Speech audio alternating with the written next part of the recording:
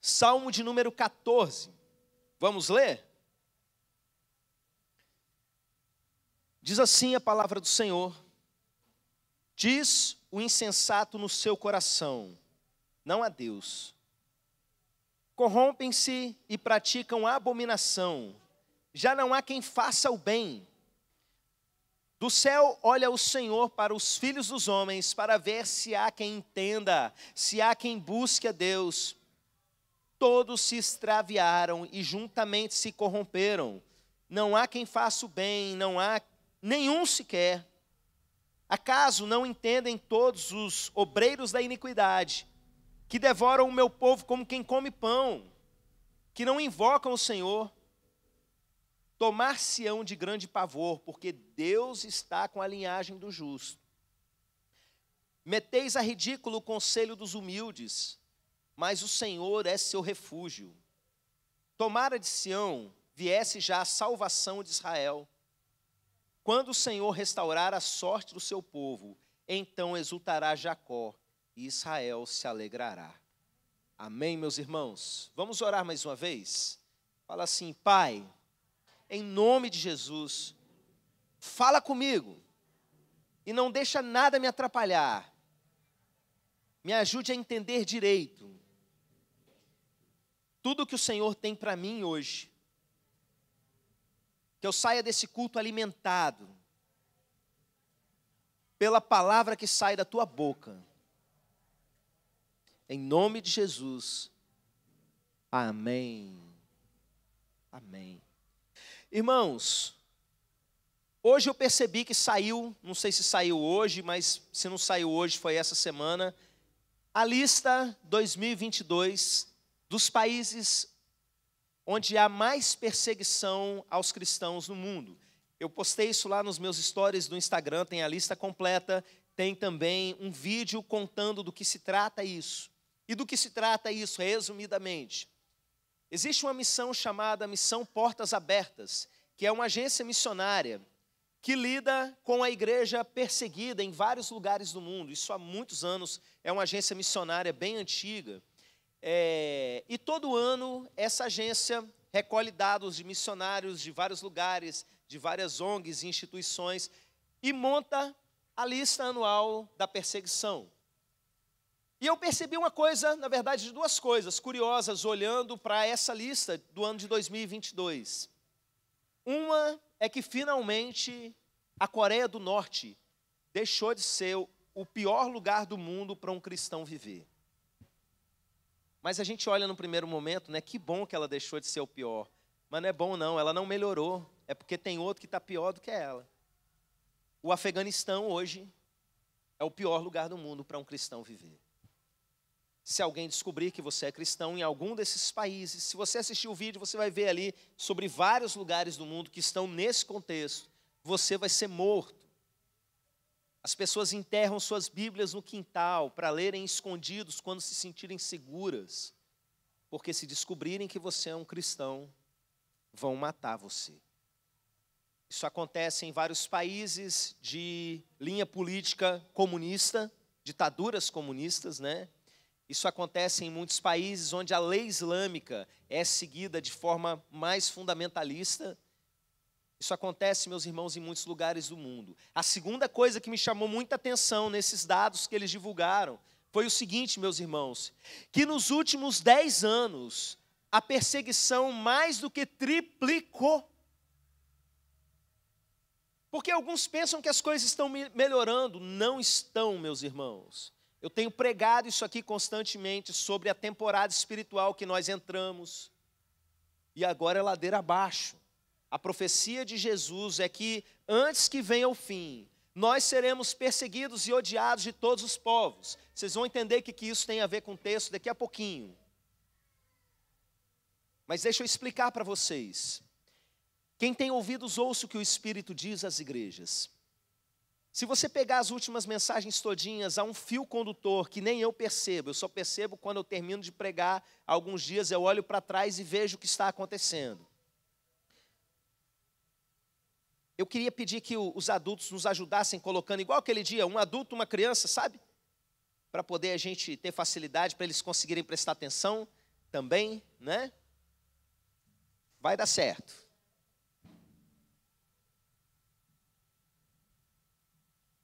Irmãos, existem algumas profecias muito claras que Jesus ensinou a respeito dos últimos dias.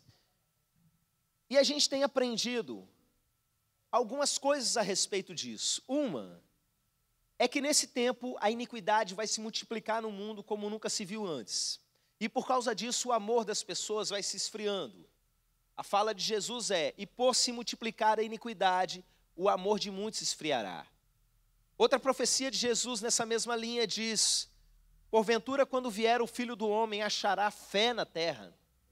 Porque esfriamento do amor está totalmente relacionado com apostasia, com a pessoa perder a sua fé e deixar de acreditar nas coisas de Deus.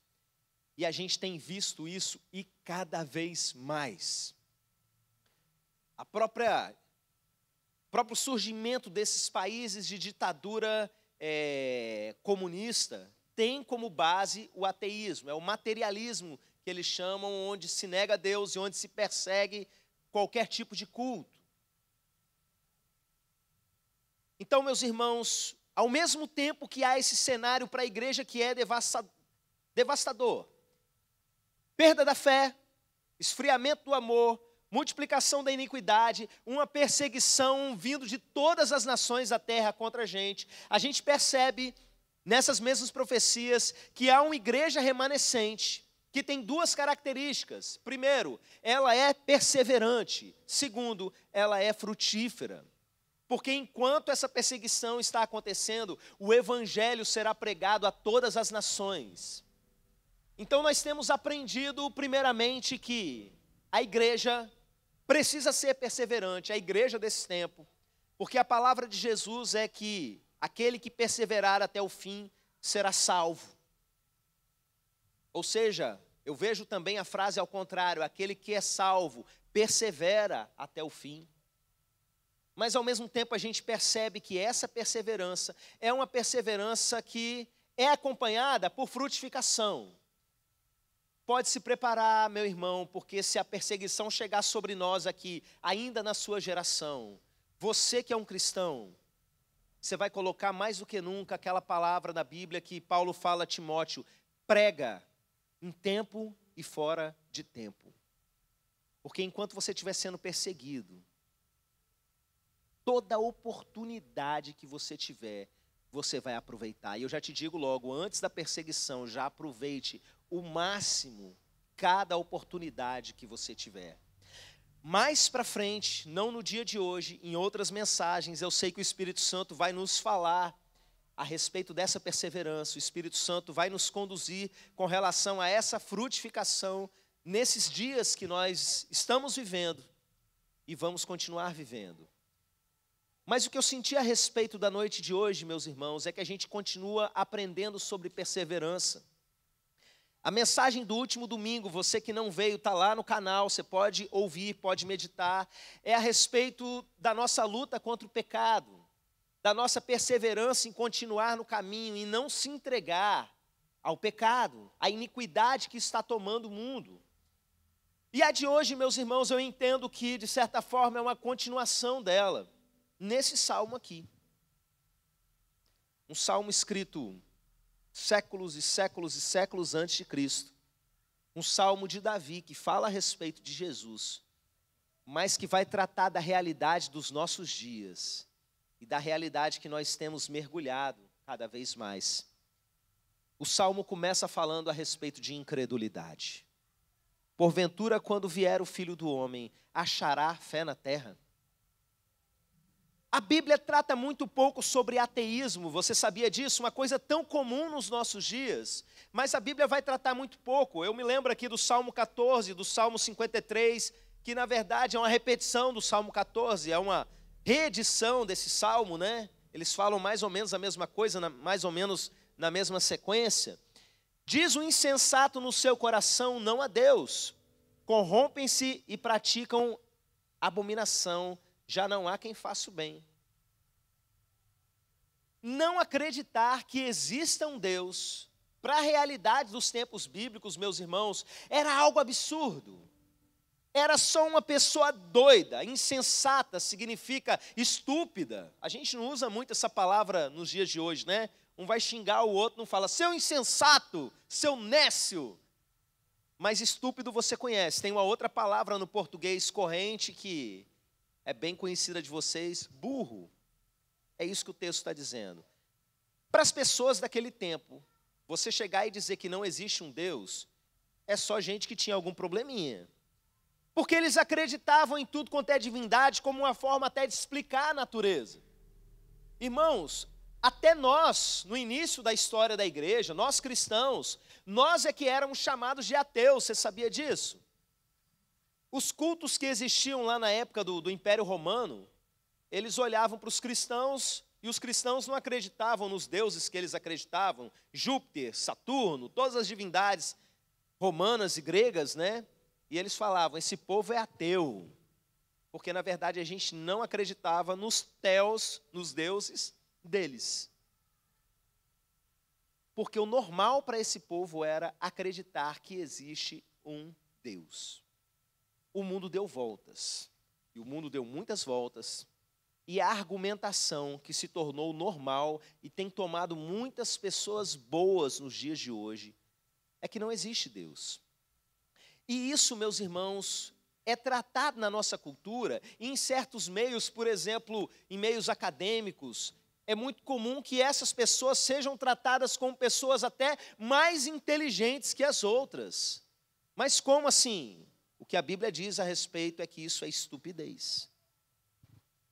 Em que sentido? Eu conheço ateus, pastor, que são bem inteligentes. Calma, eu vou chegar lá. Eu não quero xingar os ateus, não é minha intenção nem nada disso. Eu estou falando que, do ponto de vista espiritual, é uma grande estupidez não reconhecer aquilo que é óbvio. Existe um Deus criador de todas as coisas. Ele está ativo no mundo. Para mim é muito estranho alguém virar e falar que Deus não existe porque é algo tão presente na minha vida. Que alguém teria que deletar todas as minhas memórias, porque não tem como dizer que foi coincidência, porque coincidência é uma flutuação estatística, não é uma coisa recorrente que acontece todo dia. De eu falar com Deus, Ele me responder, de eu clamar e coisas acontecerem, irmãos, eu já vi coisas muito loucas. Eu comentei com vocês que eu vi lá na cabana a perna da pessoa crescendo na frente da gente. Não tem como eu chegar e dizer, não, essas coisas não aconteceram, as experiências fortes que eu vivi com Deus. Mas entenda, existem vários tipos de inteligência. Na educação a gente chama isso de teoria das inteligências múltiplas, e você vai concordar comigo que isso é verdade, porque tem gente que é extremamente inteligente para a parte de cálculo, para matemática, mas não tem inteligência para se relacionar com as pessoas dentro de casa. Não tem inteligência para lidar com as próprias emoções. É uma pessoa que não sabe lidar com frustração, não sabe lidar com perda. Por quê? Porque tem uma inteligência matemática, mas não tem inteligência emocional. Às vezes tem alguém que tem uma excelente inteligência emocional, sabe lidar muito bem com tudo relacionado às suas emoções, mas não consegue estacionar um carro porque não tem a noção de espaço, não é? Vai jogar a bola, o cara cruza a bola para ele, ele dá uma cabeçada aqui, a bola passa lá. Isso também é uma forma de inteligência. Você vê alguns jogadores de futebol, dão entrevista, esse cara é muito burro. Mas pera lá, ele tem um tipo de inteligência rara, que a maior parte dos brasileiros não tem, por isso que ele está lá como jogador de futebol na seleção brasileira. Existem vários tipos de inteligência. Inteligência musical, por exemplo, não é? Algumas pessoas lutam muito para entender, para estudar o instrumento, enquanto outras pegam e, como é que é? É assim? Tá, Clauber, né, meu irmão? Muito facilmente, qualquer instrumento novo que pegar, ele sai tocando. Porque tem uma coisa chamada inteligência musical. Mas eu acredito que a questão espiritual vai além da inteligência espiritual, porque com as nossas outras inteligências nós conseguimos discernir que há um Deus. As pessoas entram num estado de negação, não estou aqui para julgá-las, mas para fazer uma constatação daquilo que eu vejo em muitos amigos que eu tenho. Às vezes baseado em experiências ruins, às vezes baseado em argumentos que ouviram. se envenenam contra aquilo que para a gente é óbvio, é presente na nossa vida. Deus é real. E às vezes eu ouço o seguinte argumento: o problema não está em nós ateus. Eu já ouvi ateus falando mais ou menos isso aqui. O problema está na religião, porque o que causou mais mal no mundo foi a fé. Porque em nome da fé fizeram uma porção de guerras. Porque em nome de Deus tem uma porção de gente que explora o povo, que tira dinheiro do povo e não sei o quê. E eu olho e falo assim, olha, não se enganem com isso. Essas pessoas que usam a fé, que usam a religião, dificilmente elas acreditam em Deus. Não vou citar nome, mas pense em alguém que você olha assim e sabe, esse cara é um safado, está enganando o povo, tirando dinheiro do povo há tantos anos. Você acredita que um cara desse que lê a Bíblia direto, porque usa a Bíblia como material de trabalho, acredita que existe um juízo vindo sobre ele? Tem algum temor de Deus? Não tem, é ateu, meus irmãos.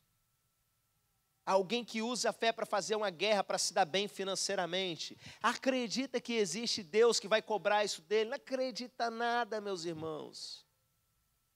Diz o tolo em seu coração, ele está dizendo agora não a Deus, e por causa disso ele se corrompe.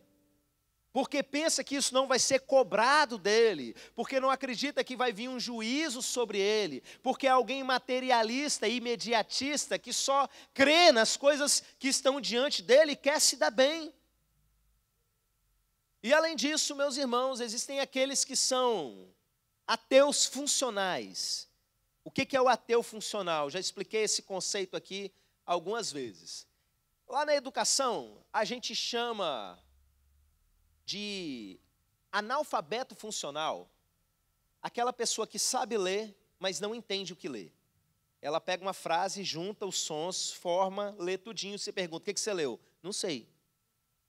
Porque ela é alfabetizada, mas ela funciona como analfabeto. O ateu funcional é da mesma forma. Na sua mente, ela diz, existe um Deus, mas no seu coração ela diz, não há Deus. E ela se corrompe. E eu conheço vários ateus funcionais. Pessoas que chegam e dizem, professam com a sua boca que são de Deus, brigam por causa de Deus, arrumam confusão com o outro por causa de Deus, xingam por causa de Deus. Mas na prática essas pessoas não creem que existe um Deus, porque elas funcionam como um ateu, como outros que eu conheço, não tem diferença. Funciona como um ateu, ateísmo funcional.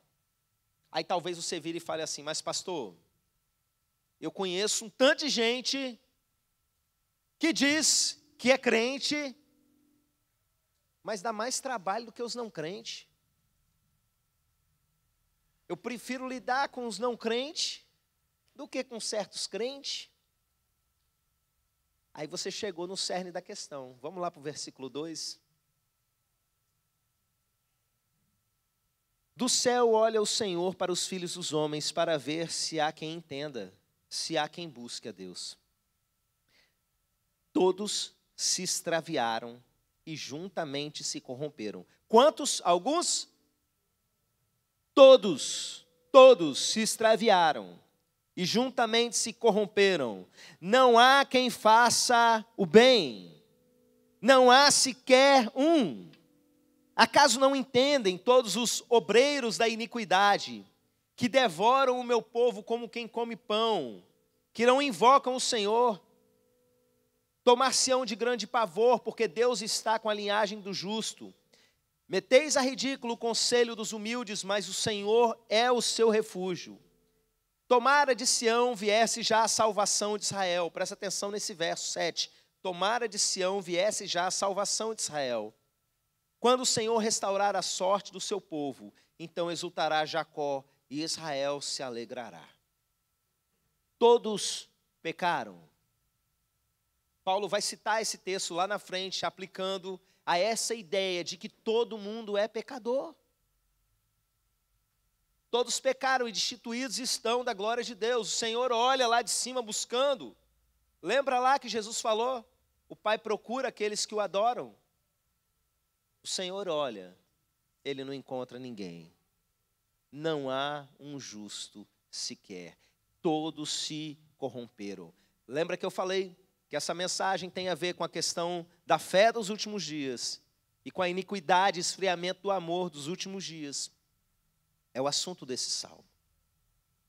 Esse salmo traz aquela velha doutrina que a igreja reformada vai chamar de depravação total do homem, que é a ideia de que todos nós nascemos pecadores. O pecado está em nós, meus irmãos. E todo ser humano, não há um que por si só busque a Deus. Aí você se pergunta, mas nós estamos então fazendo o que aqui? Você só está aqui porque Ele agiu na sua vida primeiro. Você não puxou esse assunto. Quem puxou esse assunto foi Ele.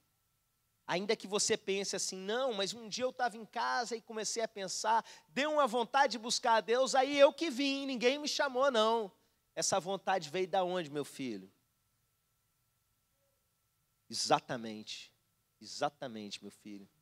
Jesus disse, ninguém vem a mim se o Pai primeiro não enviar.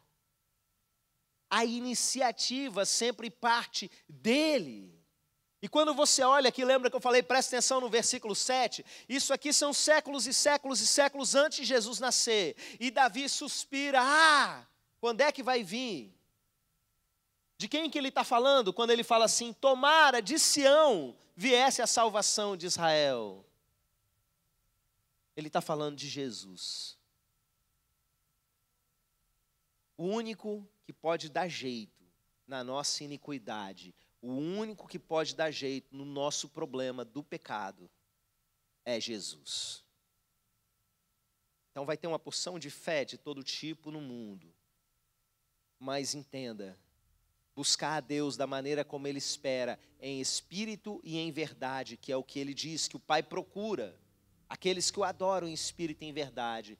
Isso só acontece por iniciativa do próprio Deus com relação a nós. Você está aqui hoje não é porque alguém te chamou. Você está aqui hoje porque Deus quis que você estivesse. Porque Deus te trouxe aqui. E eu falo isso em duplo sentido. Eu falo isso do culto de hoje, porque Ele é Senhor sobre todas as coisas. E eu falo isso sobre o estado da sua vida hoje. Você só está vivo e aqui num culto, e de repente sendo levado à presença de Deus há um tempo, não é? Há quanto tempo, de repente, você aceitou Jesus lá atrás, quando era criança? Talvez o Evangelho tenha entrado na sua família já há algumas gerações. Tudo isso aconteceu porque Jesus assim quis. E eu entro agora na parte que mais interessa para a gente, porque se todos nós nascemos pecadores, o dia que a gente encontra Jesus, a gente nasce de novo, do alto, o nosso espírito se torna novo, começa a ser, o nosso ser todo começa a ser restaurado, aquilo que foi desde o princípio no plano de Deus. Acontece que a gente não se livra do pecado da noite para o dia. A mensagem de domingo, a gente aprendeu a respeito do cuide para que não caia, como é que a gente se cuida para não cair. E eu disse que essa mensagem, de certa forma, é uma continuação disso. Porque num mundo onde todos pecaram, onde todos estão em iniquidade, e ainda tem aqueles malucos que dizem que não há Deus, como é que você vai ser perseverante? Como é que você vai acabar a carreira e guardar a fé, como o apóstolo Paulo disse? Como é que você vai continuar avançando sem cair no pecado, sem entregar sua vida para a iniquidade? Eu quero que você abra sua Bíblia em João capítulo 15, texto muito conhecido, mas muito esclarecedor para a gente. João 15, a partir do verso 1, a gente vai ler até o 8. Evangelho de João, quarto livro do Novo Testamento.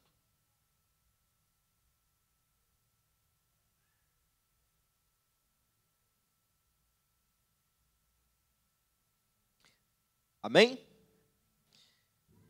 São palavras de Jesus, tá? Diz assim: eu sou a videira verdadeira e meu pai é o agricultor. Todo ramo que estando em mim não der fruto, ele o corta. E todo o que dá fruto, limpa, para que produza mais fruto ainda. Vós já estáis limpos pela palavra que vos tenho falado. Permanecei em mim, e eu permanecerei em vós. Como não pode o ramo produzir fruto em si mesmo, se não permanecer na videira, assim nem vós o podeis dar, se não permanecer em mim. Eu sou a videira, vós os ramos. Quem permanece em mim e eu nele, esse dá muito fruto, porque sem mim nada podeis fazer. Se alguém não permanece em mim, esse será lançado fora, à semelhança do ramo, e secará, e o apanham, lançam no fogo e o queimam. Se permanecerdes em mim e as minhas palavras permanecerem em vós, pedireis o que quiseres e vos será feito. Nisso é glorificado meu Pai, em que deis muito fruto, e assim vos torneis meus discípulos. Amém? Texto muito conhecido que Jesus usa como figura para os seus discípulos entenderem algo que aquela cultura estava muito acostumada a ver. Uma planta era uma cultura voltada para a prática da agricultura, e a maior parte das pessoas tinha lá o seu pezinho de uva, ou conviviam com alguém que tinha, ou viam vides plantadas. E ele fala, olha, eu sou a videira, eu sou esse pezinho de uva. Meu pai é agricultor, e ele está cuidando dessa videira, para que essa videira dê fruto. Vocês são os ramos, se você estiver ligado em mim. Se você estiver em mim e eu estiver em vós, se você permanecer em mim e a minha palavra permanecer em você, você vai dar fruto. Meu pai limpa os ramos para que esses ramos frutifiquem mais. Vocês estão limpos pela palavra que eu estou dando a vocês. Ele fala isso. E o propósito de quando Deus nos manda a palavra para nos limpar é que a gente frutifique. O que isso tem a ver com o texto que a gente acabou de ler? Existem dois sentidos principais para a frutificação no Novo Testamento, no ensino de Jesus. A gente tem a frutificação como resultado de alguém que você ganha para Jesus. Uma semente que se multiplica, e gera muitos frutos. Mas existe uma coisa chamada frutos de arrependimento, que tem a ver com o fruto do Espírito em nós, a transformação do nosso caráter. O fato da gente estar ligado em Jesus e permanecer nele, e a palavra dele permanecer em nós, é que vai fazer com que a gente vença o pecado. Como eu disse domingo, eu acredito que eu estou falando, eu sempre parto desse princípio, de gente que quer vencer o pecado. Tem gente que está no meio da igreja, mas não frutifica nesse sentido, e a promessa de Jesus é que o Pai vai cortar e vai lançar no fogo. Por quê? Não tem a ver com o restante, não nasceu de novo. Não é um salvo, é alguém que está entregue ao pecado, mas o crente, ele está lutando contra o pecado, e essa luta é para sempre. Nós aprendemos a respeito disso, aquele que julga estar de pé, cuide para que não caia. Você vai lutar contra o seu pecado enquanto você estiver vivo. É assim. Então, como é que a gente vence isso? Tem gente, meus irmãos, ao longo da história da igreja, que tentou bolar vários tipos de técnica. Existiam pessoas que eles entendiam que para vencer o pecado e se santificar para Deus, eles tinham que se isolar da sociedade e viver no deserto. Ou viver num monastério. Porque se o cara não visse mulher, ele não ia pecar, esse era o raciocínio dele. Se ele não visse muita comida, ele não ia ser um glutão. E tentou essas coisas, mas, meus irmãos, esse não é o ensino da Bíblia. Teve gente que pensou que se autoflagelasse ia conseguir derrotar a carne. Então eles começaram a se chicotear, se penitenciar. Para eu conseguir vencer a tentação, eu vou ajoelhar em uma porção de carocinho de milho e vou segurar uma porção de lajota e vou ficar lá, Deus me ajuda. Irmãos, esse não é o ensino da Bíblia. Líderes resolveram criar um sistema de leis, igual no Antigo Testamento, para poder manter um padrão de santidade dentro da igreja. Irmãos, que coisa horrorosa. O apóstolo Paulo falou que essas coisas, legalismo, não tem poder para trazer santidade para as pessoas. Existe igreja cheia de regrinha, disso pode, isso não pode, das pessoas não terem independência de se relacionar e perguntar direto para o Espírito Santo. A ponto de, no estatuto lá da igreja, está dizendo a quantidade de centímetros que tem que ter na gravata dos irmãos. Tamanha maluquice das pessoas. A Bíblia, Novo Testamento, não ensina que essas coisas ajudam a gente a ter vitória contra a carne. Você sabe o que faz a gente vencer o pecado? Cristo em nós. Não é você fazer um esforço muito grande para vencer o pecado. É você abraçar Jesus com todas as suas forças e Ele vai vencer o pecado em você. O valente é Ele, não é você. É a intimidade com Ele, é a palavra dEle permanecer em você. É você ser apaixonado realmente por Ele e caminhar o seu dia a dia, dando valor para essa amizade, sabe? Orando, lendo a Bíblia, não por um ritual religioso, mas porque você o ama. Porque Ele é seu amigo e você convive com Ele. Pecado não vai ter vez, você vai vencer. Não é você que é forte, Ele é o valente. Se Ele domina o território do seu coração, nada pode parar você. Entenda o que eu estou falando, eu não estou falando no sentido de conquistas materiais, das ambições que estão aí dentro. Eu estou falando das coisas que existem nesse mundo que param você na sua caminhada cristã. Então entenda, se você está nele e ele está em você, quando o Pai olha lá de cima e vê que não há um justo sequer, não há um que busque a Deus, Ele sabe que por causa dele lá embaixo, não por conta própria, mas há alguém buscando a presença dele em espírito e em verdade. Incredulidade não vai ocupar os seus pensamentos. Irmãos, você sabe uma das coisas que mais provoca incredulidade nas pessoas? Dor. Essa semana eu soube de uma notícia tão feia, mas tão terrível, que eu fiquei deprimido o resto do dia e um bom pedaço da noite, só de saber que essas coisas existem. Eu não vou nem contar para vocês, porque senão você vai ficar também deprimido um dia inteiro e uma noite. E alguns vão ficar até mais do que isso, vai dar gatilho. E o que muitas pessoas começam a se questionar é se existe Deus, por que isso acontece? Isso não é uma resposta fácil, meus irmãos. Mas um Deus que é onisciente, sabe de tudo e tem poder para fazer, porque Ele não para isso. Irmãos, Ele não para. O Deus da Bíblia é aquele que viu que Caim ia matar Abel. E ao invés de ir lá impedir, virou e falou assim: Caim, o teu pecado jaz à porta. O teu desejo é contra ti e a ti cumpre dominá-lo. Ele deu a liberdade para a gente para fazer essas coisas erradas. E a nós cabe não fazer, dominar o nosso desejo ruim. Mas se a gente quiser fazer assim mesmo, Ele deixa. Porque Ele nos fez livres. Mas tudo aquilo que o homem plantar, isso ele vai semear, ele vai colher. E eu sei que um dia o Senhor enxugará dos nossos olhos toda a lágrima.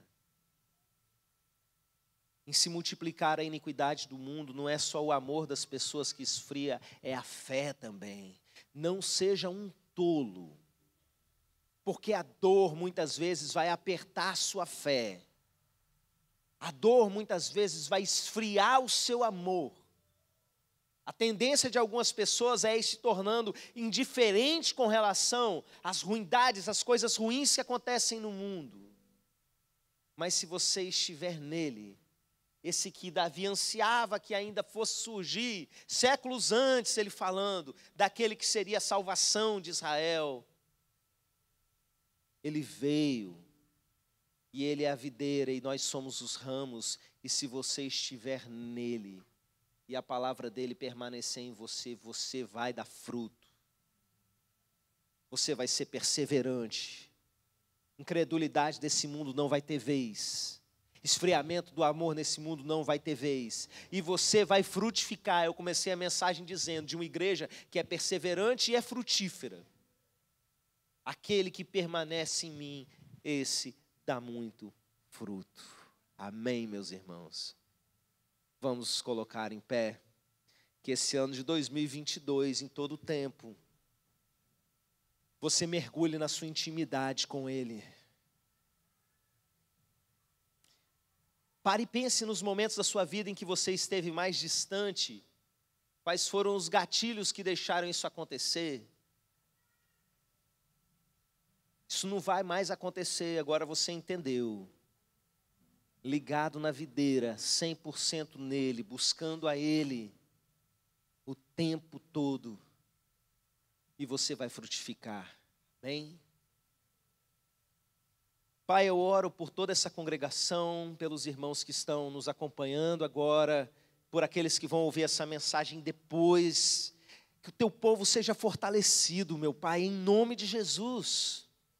Que a fé deles seja uma fé inabalável, uma fé inteligente.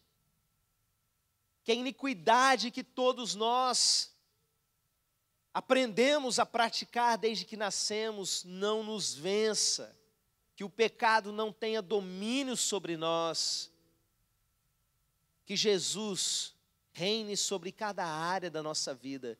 Que a gente se renda a Ele. E que nós sejamos essa igreja perseverante e frutífera, mesmo debaixo de perseguição. Mesmo que todos estejam contra a gente. Fortalece o teu povo, meu Pai. Que eles saiam daqui mais fortes nessa noite. Que eles saiam daqui mais avivados nessa noite, meu Pai. Essa é a minha oração, essa é a nossa oração como igreja. É em nome de Jesus. Amém. Amém.